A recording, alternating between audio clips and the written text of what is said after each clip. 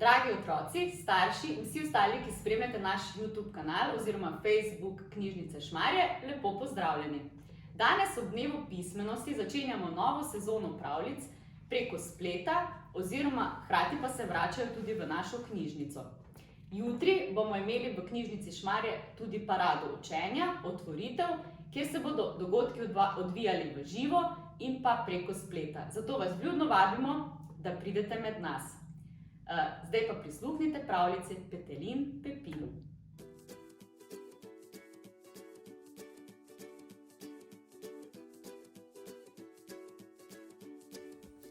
V kokošnjaku sredi vasi Petelin Pepin živi. Kikiriki, kikiriki! Glasno kikirika še preden se zdani. Le čemu toliko hrupa sredi noči? Se kokoška Tina razjezi, saj že nekaj noči zapored ne spi.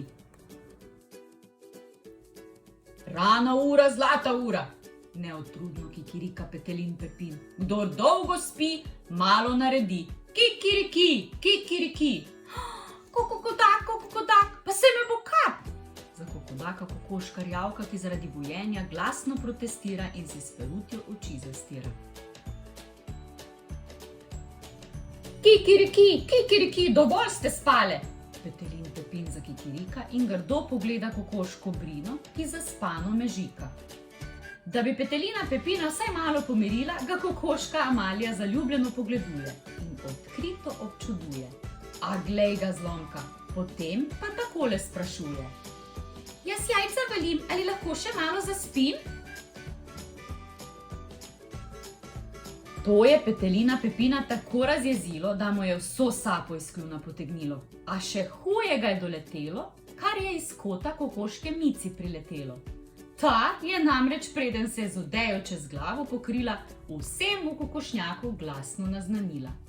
Jaz še ne bom v temi okrog tacala, vse do jutra bom spala. Ti predrzna kokoš! Je jezno skakal krilju in kikirikal Petelin Pepin in pri tem pozabil, da je ponosen in fin.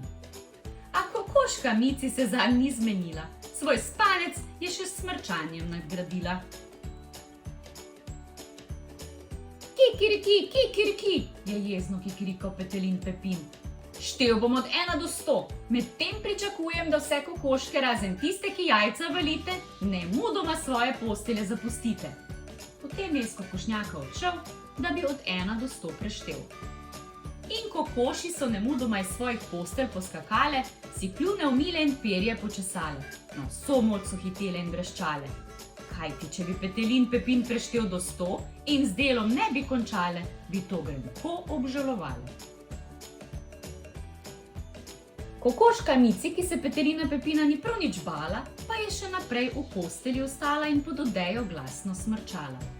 In medtem, ko je zunaj Petelin Pepin počasi štel, se je v kokošnjak lisica povabila in 2 kokoši k sebi zvabila. Nato je skozi okno kokošnjaka pobegnila, ne da bi Petelina Pepina pri štetju zmotila.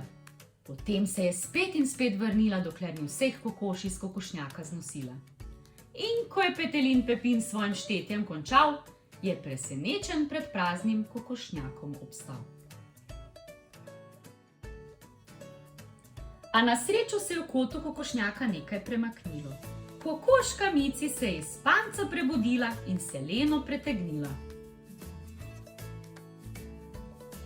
Presenečeni Petelin Pepin je s cmokom v kljunu dejal. Lisica je vse kokoške odnesla, le tebi zaspanka je prizanesla. In kaj bova zdaj storila? Se je kokoška Mici začudila in odejo sebe potegnila.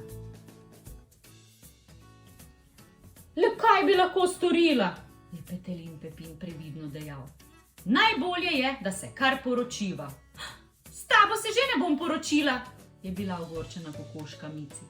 Kikirikal boš sredi noči, ko se meni še sladko spi. Petelin Pepin se je zbal, da bo brez kokošnjaka ostal.